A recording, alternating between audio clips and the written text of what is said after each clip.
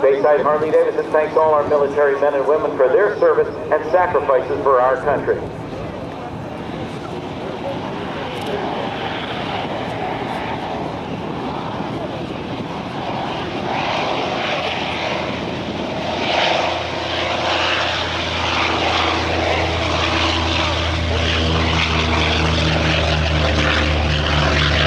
Now there you see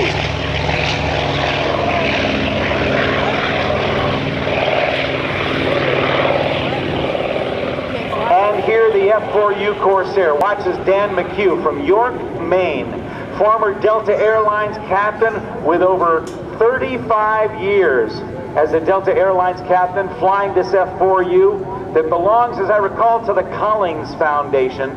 And it is one of 12,500, I think, Corsairs that were built both by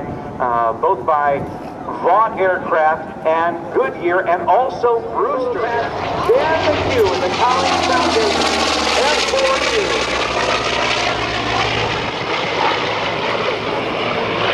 12,571 built. It was the last of the piston engine fighters, with the last one rolling off the line in 1953. He's going to bring it into land. What a tremendous sight that is. I know. We are still looking forward to the Blue Angel. And we've got other things as well, but I am so glad. Are you glad you had the F/A-18 Super Hornet demo? Yeah! Let's hear it for the Super Hornet! There's that inverted gull wing shape that is so distinctive to the F4U Corsair. It was known as the bent wing bird. It had a very good reason for having it like that. And it's a phenomenal piece of engineering that the folks at Vought were able to engineer this idea of the F4U Corsair's bent wing. Keep your eye on it as it comes by here. With a 2,000 horsepower engine, it has to have a very, very large propeller to absorb the power and to turn it into thrust.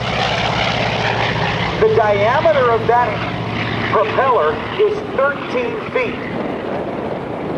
With the punishing landings that aircraft have to make on the deck of a carrier, they needed to have a landing gear long enough so that that 13-foot diameter propeller would not strike the deck when the aircraft slammed down on the deck of a carrier to catch that the tail hook on the wire.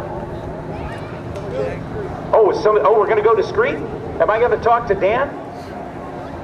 All right, let's see if I can get Dan up on the radio here. You on? Hello, Dan, are you there? Okay, we'll probably try it on the Okay, that's... Okay, we'll turn that down for now. Watch, Dan. Now, that inverted gull wing enabled them to get a landing gear strong enough to take it. Because if they had had a straight wing and a long, spindly landing gear, the landing gear would have broken, or would have had to have been made so big and heavy that the airplane wouldn't fly properly. So the designers at Vought went 90 degrees out from the fuselage, bent it down, and extended the landing gear from the lowest point of the wing and then bent it back up. And so that way they could